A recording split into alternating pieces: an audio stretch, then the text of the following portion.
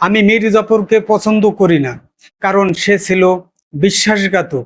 সে ছিল পিছন থেকে ছুরি মারা লোক, যাকে বিশ্বাস করে একটি জাতি আর সেই বিক্রয় করে দিয়েছিল এই স্বাধীনতাকে। পলাশী প্রান্তরে গোলামি জেতেনি, একটা বিশ্বাসঘাতক জিতেছিল, আর আমরা হেরে গিয়েছিলাম। হাজার বছরের সাহস, আত্মত্যাগ আর একতা। আজও এই মাটিতে আছে নতুন মীর জাফর। তারা চেহারায় বাঙালি, মুখে দেশপ্রেমিক, কিন্তু ভিতরে ভিতরে বিক্রয় করে দেয় দল, নেতা আর জাতিকে। আমি তাদের পছন্দ করি না। আমি বিশ্বাসঘাতকতাকে ঘৃণা করি। আমি শেখ মুজিবের বাংলাদেশে বিশ্বাস করি।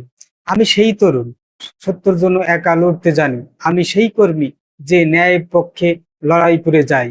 আমি সেই মানুষ, যে মীর জাফরকে চিরতরে মুছে ফেলতে চাই ইতিহাস থেকে।